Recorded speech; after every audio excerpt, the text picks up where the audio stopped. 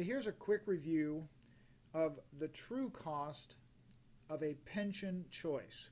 So 40 years ago, 67% of Americans had the option of choosing a pension. And today, 7% of Americans have the option to choose a pension. Now, those that are fortunate enough to still have access to a pension generally don't realize the true cost of making their pension choice at retirement. So let's go through a basic example. The two primary options for choosing your pension are what's called a single life, or also called life only. And life only is exactly what it sounds like.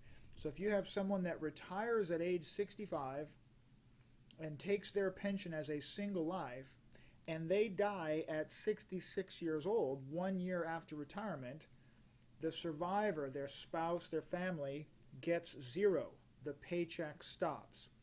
So for this example, let's just say that we've got a $5,000 per month single life pension option.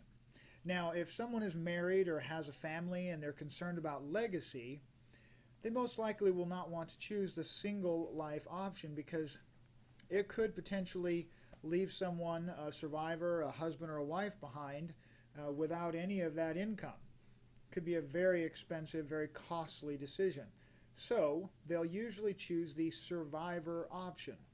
The survivor option is exactly what it sounds like. It leaves the same or a certain specific amount of money behind for the surviving spouse. So for example, in this case, let's say that the survivor benefit is $4,500 per month. So if a retiree makes the decision to take a survivor benefit, they start their monthly income at $4,500 a month and it continues on. And if something happens where the pensioner, the person who originally retired and took the pension, if they were to die suddenly, the survivor would continue to receive $4,500 a month perpetually. Now let's take a look at the true cost of this decision. So this is a $500 per month decision. Let's see if we can get $500 on there instead of $5,000. This is a $500 per month decision. Over the course of 12 months, that's $6,000 per year. So that's $6,000 per year. Now, let's take a look at that and just ask the question, who gets to keep the $500 a month? Doesn't the pension company get to keep the $500 a month? Do we, let's say if you're the pensioner or the survivor, do you ever get any of that $6,000 per year back? Well, no. You never get that money back. That's money that you gave up in order to make sure there was money left behind.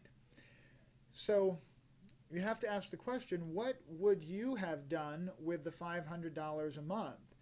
If you had a chance to keep that $500 a month, is it possible that you may have saved that money? You might have invested that money. Perhaps you could have actually earned a rate of return.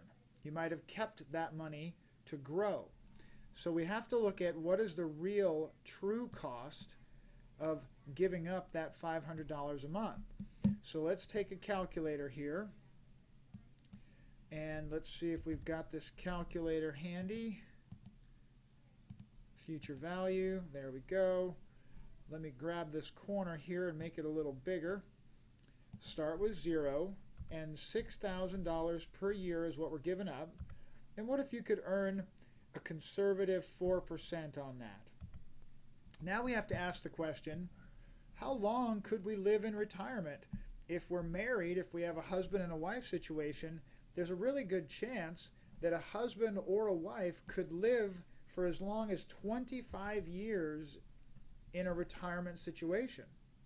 So that $6,000 that we give up in this pension example, what would that have turned into if you could have actually saved it, if you could have actually invested it or saved it.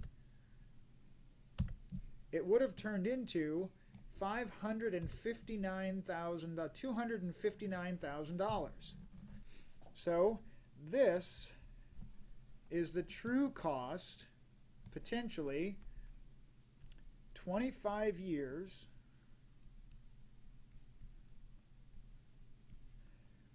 that money could have grown up to $259,000. That once you choose the survivor benefit, you don't get to go back. You're stuck with that decision, and you might have just made a $259,000 decision on how you take your income in retirement. Now, here's the big question. Why would anyone choose the survivor benefit? Don't we choose the survivor benefit so that we leave money behind for the people we care about, for our husband or for our wife, right? We choose the survivor benefit because we want to leave money behind. So here's my big question. What financial product can you buy that leaves money behind when you die? What financial product can you go out and buy that leaves money behind to a survivor if you die? The answer is life insurance.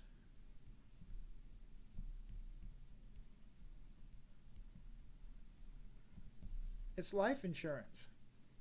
Most people don't realize that you don't have to buy life insurance from an insurance company like John Hancock or One America.